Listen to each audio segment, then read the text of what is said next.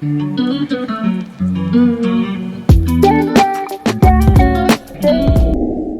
and gentlemen, how you all doing? As you all should know by now, minions assemble. How you all doing? Welcome back to the channel. Today, I have a very special guest.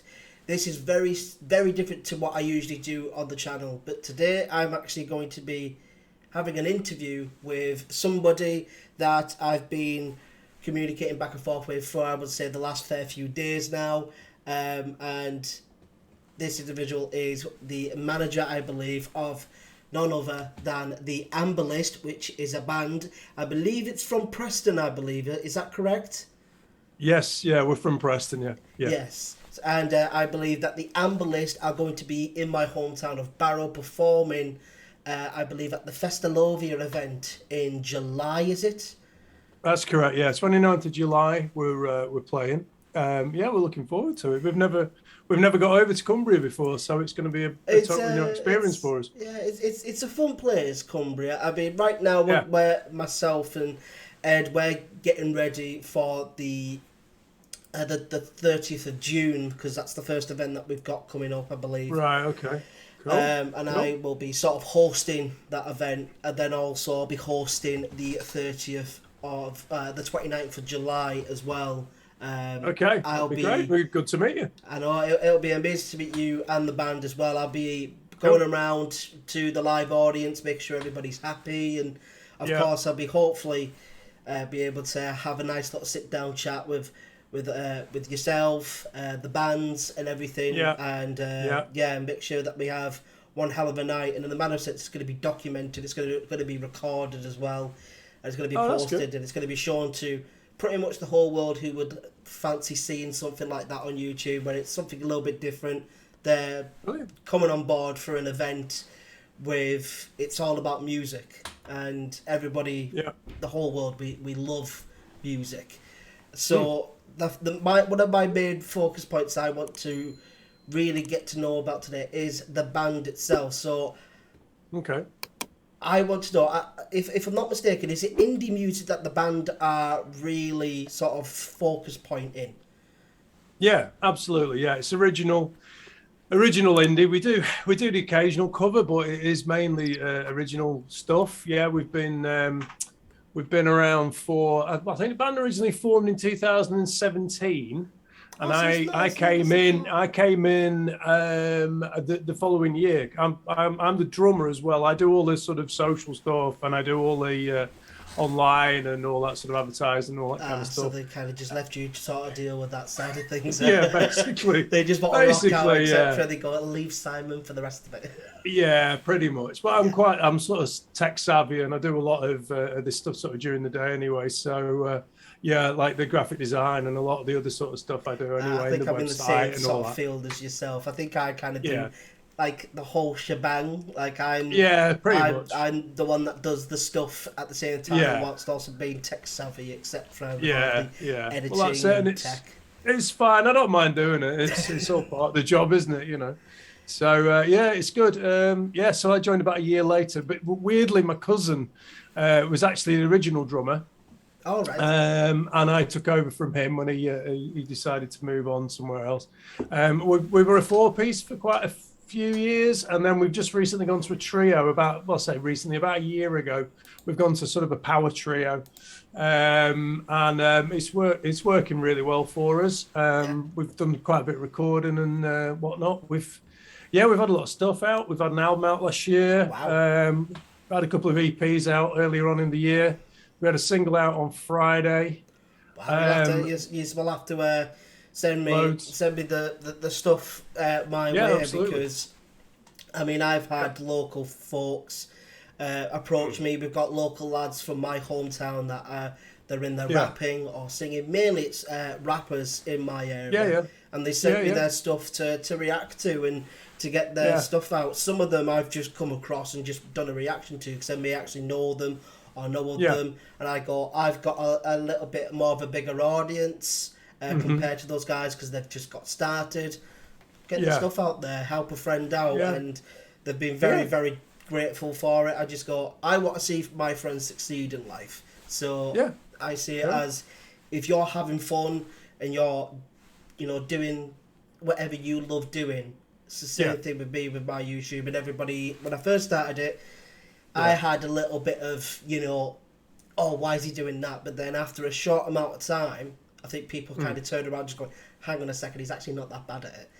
So you're doing a good job so far. Yeah, well, thank you very much. I mean, a lot of people just sort of went kind of a bit of a U-turn because it just sort of went, what's he doing? Why is he doing that? That's so bad. It's embarrassing, this and that. And then all of a sudden, they're like, well, he's actually doing quite well now with it. Like, he's doing okay. He's monetized. He's got a decent little following. He's doing okay. Now he's branching off doing different things. So when it comes to the band, have they ever tried to kind of veer off and maybe try something new in any sense of sort of whatever it is that they want to do, but especially with genres of music? Have they never been, enticed to try and go, do you know what, maybe we'll try a little bit of this and try a little bit of that, see how it works, see how it goes? Yeah, I mean, to be honest with you, we do mix it up quite a bit. We've got 5 gigs this week out of 7 days. We've got 5 gigs, and it's quite unusual because we're alternating what we're doing. We do like a full electric set, but we also do like a sort of acoustic sort of set as well, which is a bit more sort of chilled and a bit more mellow and stuff like that. And like we did one last night, which was a total acoustic set. And the day before, we played a festival. I mean, it's a smaller festival. There's probably like 4,000 people or something like that. It wasn't like a massive festival. 4,000 is still not small in my It wasn't bad. I mean, it's pretty good. It was a pretty good turnout. We had the weather though, so that's small to me. I would say if you're saying 4,000 or 5,000, that's a lot of people in my honest opinion. It's not by going. Not by going. It was only a local festival, but it was quite even good. For a local the festival, weather was nice. 4,000 or 5,000 is a lot of people because I believe at Cloud9 it's a 200 capacity, I believe it is, or maybe 300. That's fine. That's fine. But I kind of quite like that because it's kind of a bit more compact. It's not as big and wide and open. It's a bit more compact, a bit more sentimental, raw and real, where you get to hear literally pretty much everything.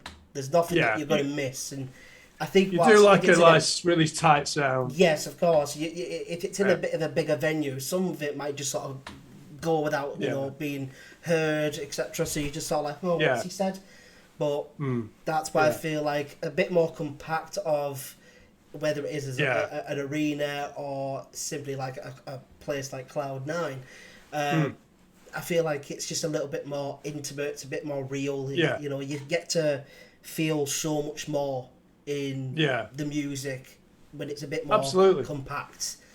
Yeah, I mean, I totally agree. The festival was great yesterday. Everybody reacted brilliantly well. But for us on stage, it wasn't great because we can't. As soon as you hit anything or you make a noise, it all just disappears into the sort of open expanse, and you can't hear anything. So it was like, I think it's okay. I don't know, but everybody was reacting, so it went down. It went down well. Well, we got another festival. We're playing Friday and Saturday.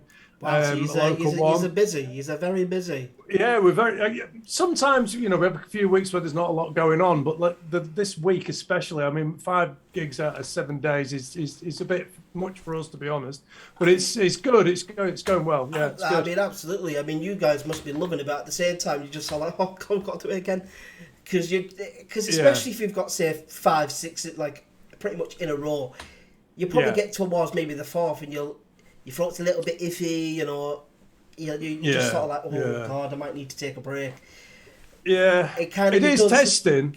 Yeah, it's testing. I mean, all of it, we all sing as well, so it's a bit on the throat. We have to keep our eye on it. Yeah, definitely. Oh, absolutely. I can imagine you getting home and doing all sorts of remedies with your throats, etc. for it, because I mean, I myself have dabbled in music as well over the last 8 months. I released my first song, which was called Coming For It All, and that was a bit more of a rapping sort of song, but it's a bit more rapping and talking, and I've got a good response from it. Everyone was like, do you know what, for a first ever song, the beat's fantastic, the soundtrack's great for it, the lyrics are good, yes, the delivery's good, and then some of it's a little bit oof, but for a first ever song, there's a lot of potential there. There's a lot of potential that you can massively improve. And then I brought the second song out, and that did fairly well as well, which was called Let Go. And I've got lots of other songs that I'm looking to make more. My uncle's 3 years older than me, and he's always going, "Oh, like I can't see you doing the music side of things, but I can see you maybe being like a talk show host or a presenter or somebody to do interviews with, because you've got that perfect personality for him." But he said, "I hope that you don't stop with the music, because I would love for you to prove me wrong. I would love for you to prove me wrong." And then all of a sudden, he said, if you come to the summer holidays and then you come up with an absolute smash hit of a summer hit, he'd be like, yeah, you're asking for it. And I just sort of went, if you keep going that way, I'm going to do it. Yeah, absolutely. Good stuff.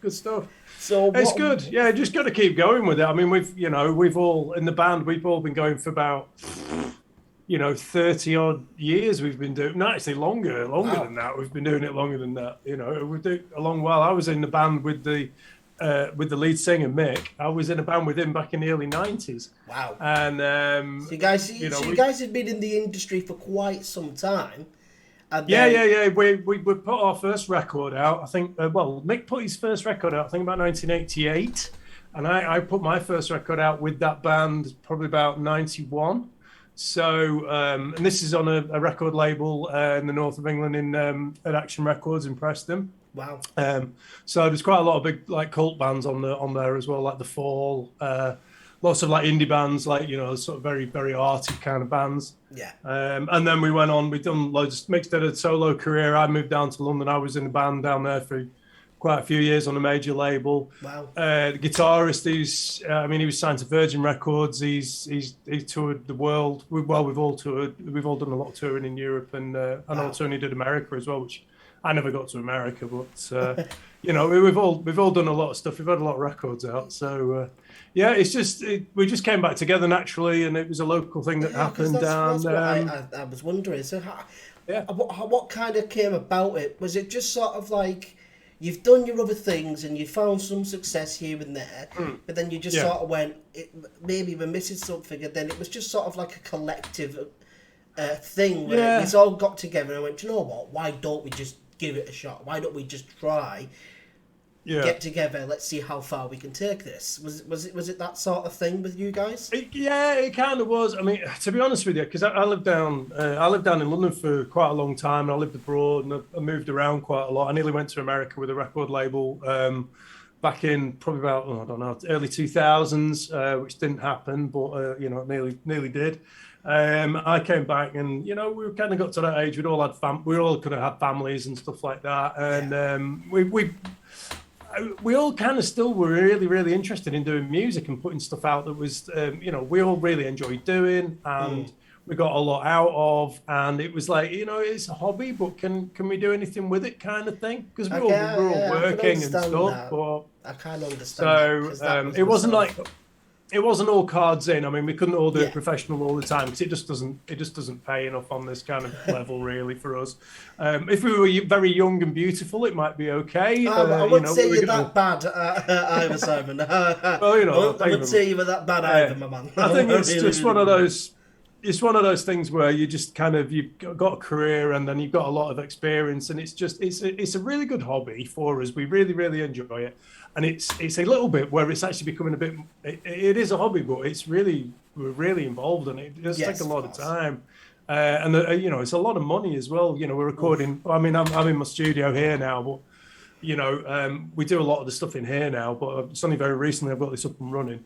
But we've got we work with professional engineers. We work with proper recording studios. We work with well-named named producers and stuff like that. And it's all expensive, so you've got to kind of go out there and earn the money. So, but we love it, and we do videos and we do all that sort of stuff. We've got a photo shoot coming up next week for some press release stuff, and we take it very, very professionally, and it's we love it. It's a bit of a boys hobby, I'll be honest with you, but it's lovely. We all get on and just enjoy making music, and I think we're all still capable of producing music that's actually people are interested in listening to.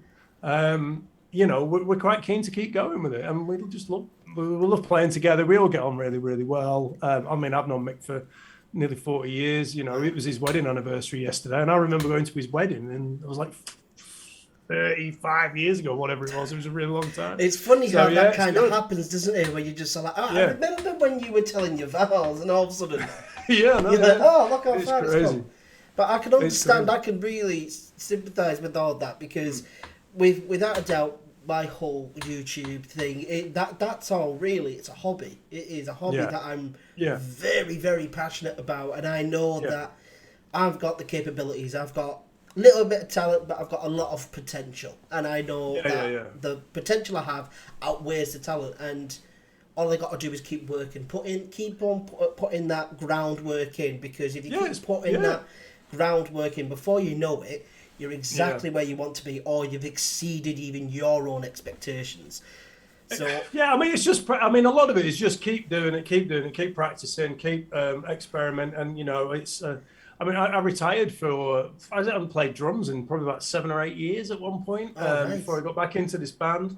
And then when I was in the label down in London and it all fell apart, I threw my hands in the air and went, I'm kind of done with this. I'm out of it. And it was that period of time. It was maybe 7 years until the other guys got in contact and were like, you know, we're kind of doing this. Would you want to get interested in doing this? And I came out of retirement sort of thing to do it, and I'm loving it now. It's absolutely, it's fantastic. I think that's all you kind of need sometimes, though, is just maybe a little bit of a break to go, I need a reset. I need a chance. I'm a bit burnt out. You know, it's just all, ugh. So I just need to take a little bit of a pit stop in a manner of sense, just to recharge. And then before you know it has been quite a while, and then you go, do you know what, that tickles my fancy. And then before you know it, you're back at it, and you go, why did I leave in the first place? Because you love it that much. But that's the whole point, is just finding something that you just truly fall in love with. There's not many people are capable of finding that one thing that really just is the thing for them for the rest of their lives. Sometimes it takes them a lifetime. Sometimes it takes them till they're in their 40s, 30s, 40s, 50s. Sometimes it takes them till about 20, but they don't know how to get there. And until they get there, they're probably in the 40s. But it's the ones that really just know what they've got. And they go, right, I know I've got the passion. I've got a little bit of the talent. All I need to do now is just put that hard work in. Because, yes, I always say to people, like my brother, for instance, he was very big with his football. He still is today, but fortunately, he never went pro. And he was at several different clubs. And I said to him, if by the time you're 21, which he is now, and I said, if by the time you're 21 and you're not at a pro club, you've got an actual contract, etc., I think it's time you look for something else, because by around that age, you should be at an actual club with a senior contract, or you're still within the academy system, and you're playing for maybe the under-21s or something. And unfortunately, it never happened for him. So that's when I said, you've got to find a plan B. And then if the plan B doesn't work, you need to come back, reset, look at other things that you are also interested in. And it is difficult, because with football, you need to make that your life with that sort of stuff. And it's an awful sport in a manner of sense, because there's only that much that can actually make it. But I always say that the two hardest industries in the world are football, without a doubt, and for me, I would always say performing arts. Performing arts is massively looked over on. People always go, oh, you've got to do this, you've got... No, not always. Sometimes you can just be a little bit on the pretty side, and then before you know it, you've made it. Amber Heard is a big case of that. Amber Heard is a very pretty woman, but then when you see her on the big screen, you go, it's kind of lackluster. But there are other people that I see from YouTube. I see the likes of KSI. I see the likes of, your Logan Paul, your Mr. Beast, etc. They are, without a doubt, they have the talents, but they weren't born with those talents. They were not born with the intelligence that they had. They had to work their backsides off, build on what they already had to make themselves even better. Before they knew it, they were global icons, and now the whole world knows them. They can't even go out in public without someone going, oh, can I have a photo, can I have this, can I have that? And I'm like, that just goes to tell you that anyone can do it. All you just need to do is know what you've got. If you love it so much, never let go of it. Keep working hard, because there'll always come that one day, because every single person in life gets it. There's always that one moment in time where you get that little slice of luck. Doesn't matter how big it is, doesn't matter how big, how small, everybody always gets that luck. And then it could really kickstart something for you. Yeah. And I say that to everybody. I say that to my brother, I say that to my cousins, I say that to my friends. Some of my friends have started their own companies, and I go, if you are really genuinely serious about this, you've got to put that work in. There's no half-arsing. This isn't Andrew Tate stuff where you become an instant millionaire. This sort of stuff takes hard work to finally find success. You could be doing this for 5 years and not really get much anywhere, but if you're willing to put in the groundwork, who knows where it takes you. All you need is that one slice of luck after all that hard work, because you keep working, somebody's going to come and knocking eventually, because they're going to see the hard work you've put in from behind the scenes.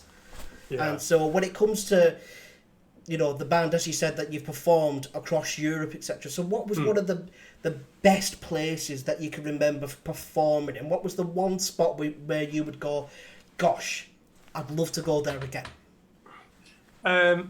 Well, I think with this band, we've not really travelled that far, to be honest with you. But with the band I was in with Mick previously, we did a couple of tours. We did a couple of tours of Norway. Oh wow! Which were fantastic. Beautiful country. It's beautiful. Going down the fjords and all that sort of stuff. But we got there, and it was a little bit bizarre. We just a bit of backstory to it. We'd just come off the back of a tour. The band had come off the back of a tour with the Stone Roses.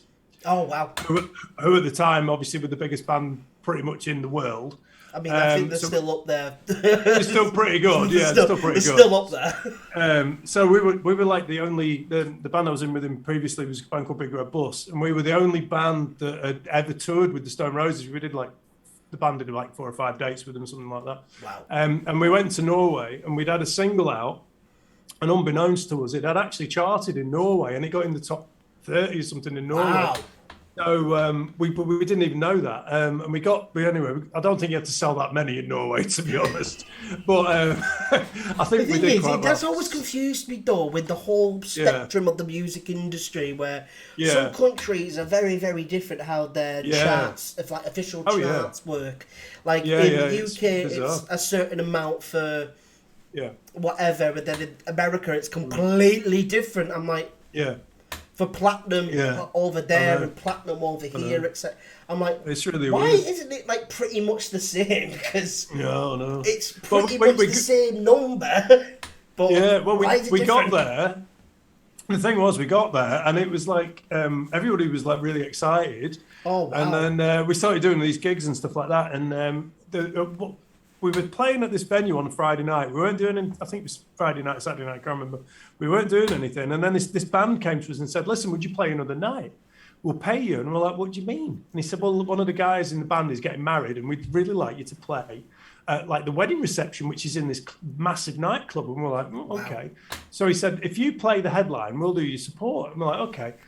Fine, and he paid us. I mean, it was a lot of money as well. So they were like, okay, we were not doing anything, so we're like, yeah, we'll do it. So anyway, we played it, and then anyway, I was talking to somebody, and I said, so who's this other band? Who's the guys that are like supporting us? And they said, oh, they're like the #1 band in Norway. I'm like, I've never heard of them. He went, oh no, they're not big anywhere else. They're just really big in Norway. Oh, and I said, well, who are they like? And he went, oh, they're like U2 in Norway. They're like massive. And we were like, really? And he's like, they're supporting us. That's absolutely bonkers. I bet you just it was really crazy. I bet you sort of felt like, what the hell? Like, what simulation are we in? Because I know, yeah. That must have felt very, very surreal, because, the #1 band in America in a country is asking you to, come back and perform again. And they support us. Yeah, and it was really weird. You, like, we'll pay you, but even better, we'll support you. And then I'm just I think it was really sort of go like, I know. Where are we living? Also, the same day, we got an invite. We got a telephone call. We got an invite, and they actually brought us into Radio 1, their equivalent of Radio 1 Norway. Yes. and we did a live on air interview with they played our music, and then they interviewed us live on air on Radio 1 Norway. Yeah. So we were like, this was like prime time show. It would have been like, you just it would have been on like wow. drive time or something like that on Radio 1. And it was crazy, but it was mad. And we did a couple of tours there, and then we went to France. We did a couple of tours of France. And I've been to France. I've been to Paris a couple of times. Yeah. Beautiful Paris. That's great. Yeah. Like, I've been to Paris a couple of times, and it is honestly, it's a beautiful city. Yeah. It's a beautiful. Yeah, I was there city. last year. It's great. Yeah, I love Paris. I would happily, because I think some of my family members go back to Paris quite regularly every year. Yeah. People ask me, they're like, "Oh, have you been to Paris?" Yeah, I've been to Paris a couple of times. It's a beautiful, beautiful capital. It's a beautiful city, and it is. When people say it is like the city of love, 100%, it is. Yeah, it's beautiful. It is very beautiful. It's very romantic. Yeah. It's a lovely, lovely city. Yeah, it's great music scene over there as well. I very good, very so, interesting. Because I think the first time I went, I was about 13, 14 the first time I went, and it was very, a lot of music, just in and around the streets. And you're like, you felt like you were in a movie, because everywhere you were walking there was like trumpets, or there was guitars, ukuleles. There was some instruments being played, and you just felt like you were in a movie, just walking around. Like it was just breathtaking. It was. So when it comes to music in itself, for me, I love music. There is so much of music that I love, and a lot of my friends call me an unorthodox jukebox, because the amount of different genres that I will listen to, because I will have either Bruno Mars or Ed Sheeran, but then I could go to Sinatra, or I could go to Bublé, I can go to Adele, and then they go, oh, I'll listen to a little bit of Panic at the Disco, or Slipknot, something like, and they'll go, like, what was the big inspiration for you growing up with music? What was the one sort of genre, or what the one artist, or the one thing that just really captivated you towards wanting to do music in a manner of sense for the rest of your life, really? There was always music around when I was a child, growing up. I think the biggest one, really, my uncle. He was a DJ back in the sort of, like 70s kind of thing. He was like a local DJ, and he used to play a lot of pubs and clubs and stuff like that. Wow. But he had a really, really, really eclectic taste. So he would listen to, like Led Zeppelin, like really like, Black Sabbath, loads of like really, really old classic heavy rock music.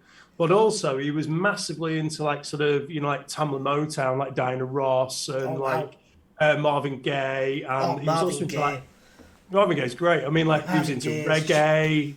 He was into like sort of folk stuff, even like sort of really abstract sort of stuff. Wow. And when I was a kid, I used to stay at their house quite a lot. And he had a big, like these like big set of headphones, like 1970s headphones that were massive.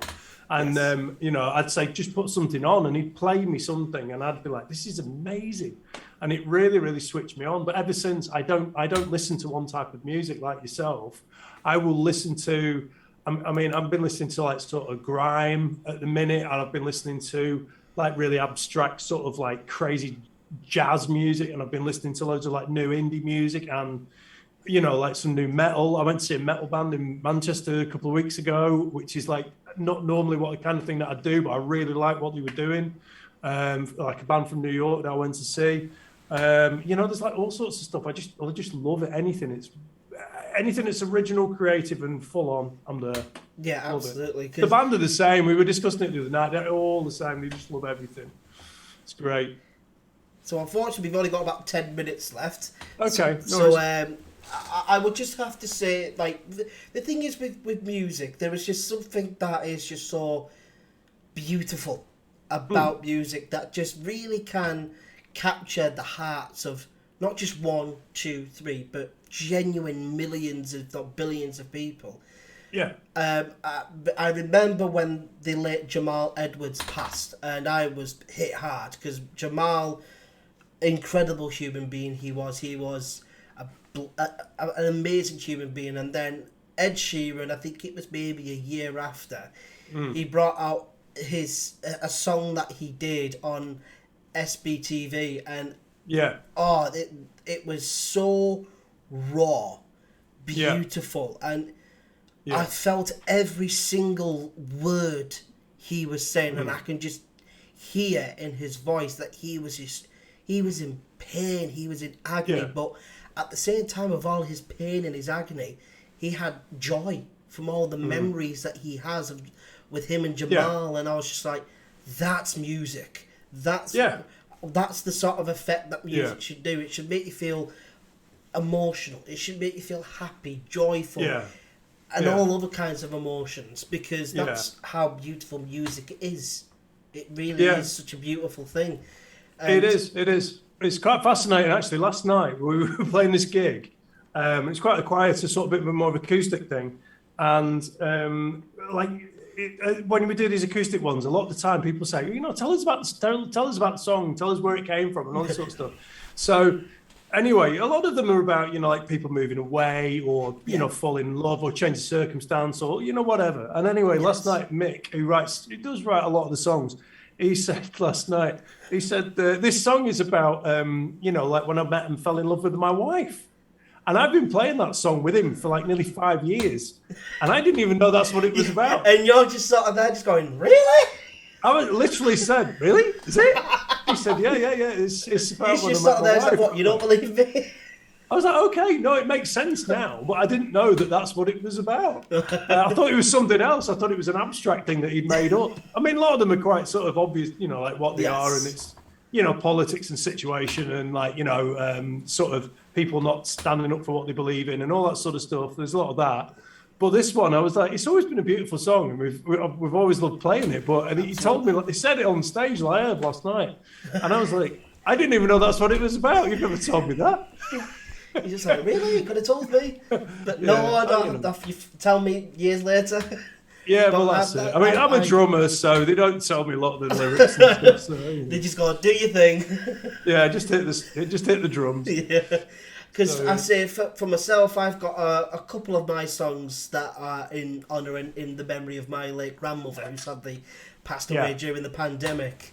And then I've got a fair few songs as well that are about myself battling against my own demons in a manner of sense, and battling against my own self mentally. And a lot of people have turned around and gone, some of them that I've seen some of the songs, they've gone, did not know you could write like this. Generally did not know you could write like this. And I just simply went, all it takes is just for you to sit down.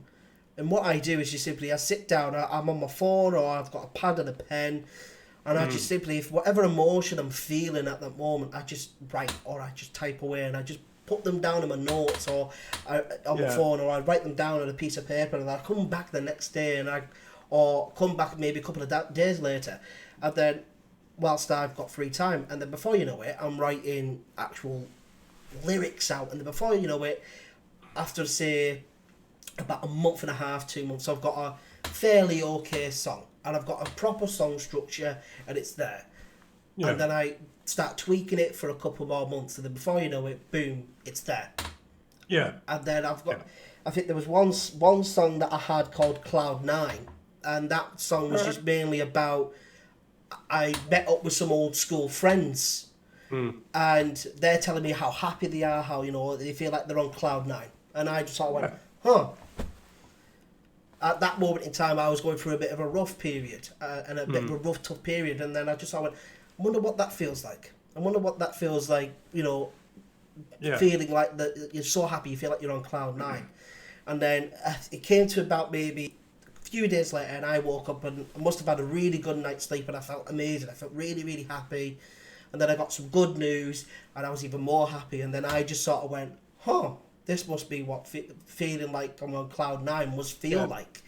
And so I ended up just started to write, saying, I just woke up feeling like I'm on Cloud 9, etc. Like that. And then before I knew it, after maybe a solid 2 months, I had a full-on song. And then I sent it over to a couple of guys that I've got friends that are producers. Some of them are they're actual musicians themselves and make music.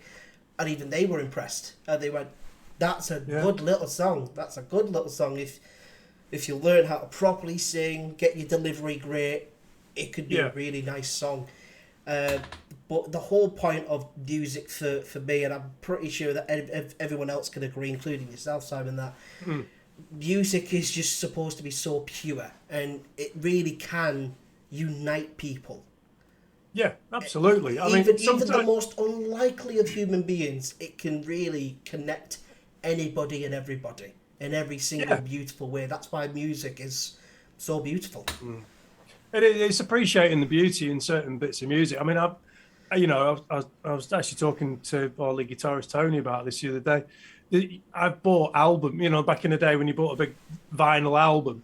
I used to say it's popular again now, but back in the day when you buy an album, I bought entire albums just because there was like 30 seconds of a bit that I really liked. It was so beautiful that you just had to have it. And it's like there was no streaming back then, so obviously you had to have a cassette or CD or vinyl or whatever.